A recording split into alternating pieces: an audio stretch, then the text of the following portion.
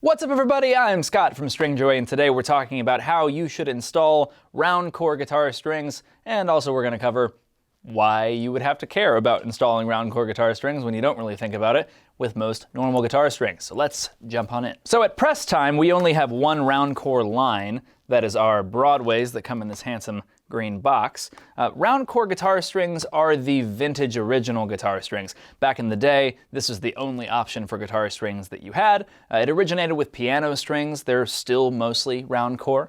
And basically what we're talking about when we say round versus hexagonal is the cross section of the wire itself. So the core wire, the inner wire that you can't see on a wound string, on a round core string, that's going to be round, whereas on a hexagonal core string, if you were to, slice that and look at the cross section under a microscope, you would see that it is a hexagon. I think it's important to mention, and a lot of players don't know this, that on round core strings or hex core strings, the plane strings in a set are the exact same. They don't change at all.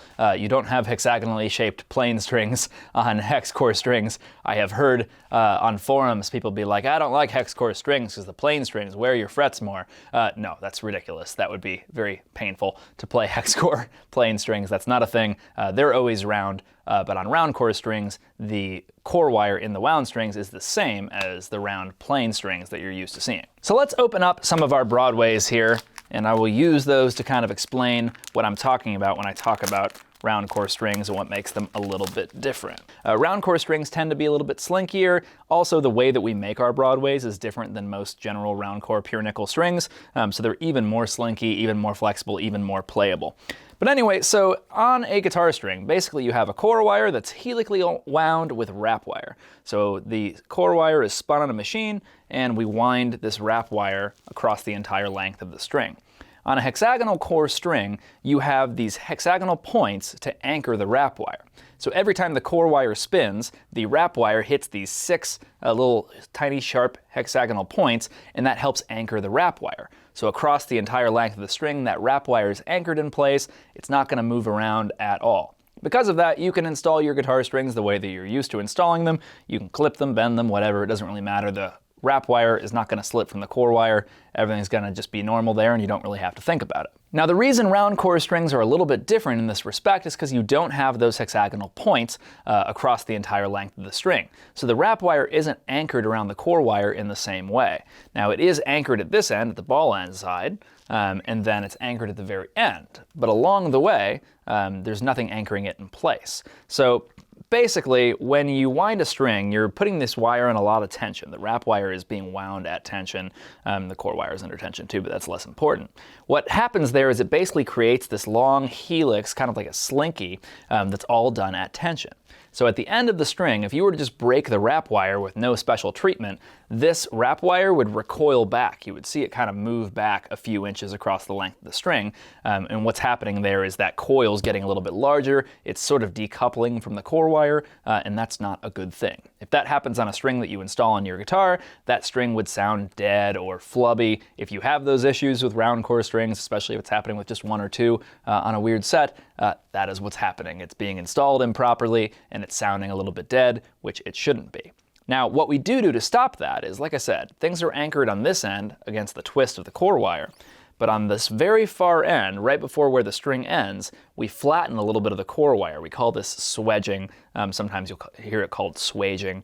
But anyway, what that does is creates a few points, kind of like you have on a hexagonal core wire, to anchor that wrap wire at the end. So because we do it that way, when we finish making this string, the wrap wire stays in place. It doesn't recoil and cause any bad effects that we don't want to have there. The reason that matters is if you were to cut this string further down from where that swedge is, it's just about an inch at the end there. If you were to cut it here before installing, then in a way that you might not even be able to see, you're allowing that wrap wire to then recoil in the same way that we talked about earlier, which can create a little bit of space between the wrap wire and the core wire and create a string that's not going to sound very good.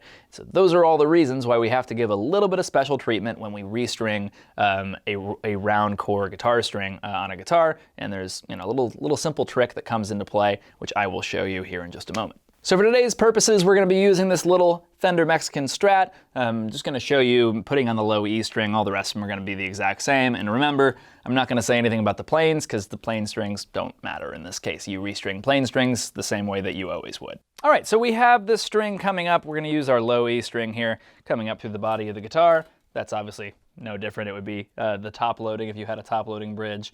Nothing's different there. What we have to keep an eye on is over here at the tuning peg. Now on regular tuners like this, if you were to just install this like normal, you'd probably be fine.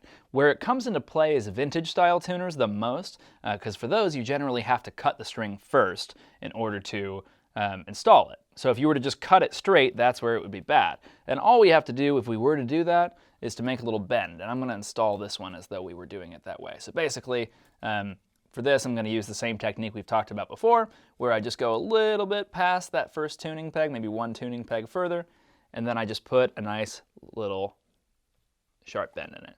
That's all we're doing. On any guitar, if you're doing round chord strings, the easiest way to do it is just to do that. Go about one tuning peg past the one you're installing, put a nice 90-degree bend in it. That's going to keep all those wraps nice and anchored, even if we were to have to cut this. On here, though, I'm not going to cut it. Tuning peg where I like it. I'm just gonna pull this through to where that right angle sits. I'm gonna bend up so that I have this nice little angle and the string's anchored in there. And then I can tune up as normal. Let me get my tool so this doesn't take forever. There we go. And it's still probably safest to not cut the string until you get it kind of up to tension, just because. All right, so there I'm pretty close to up to tension. Now I can cut the string without any worries. Everything's going to be nice and anchored and not affect the string. I'm not going to have a dead sounding string or a string that doesn't intonate. Everything will be nice and perfect and easy. So all you have to do is do that same process with every string and you're going to be just fine. I hope this has been helpful to explain a little bit of why this matters.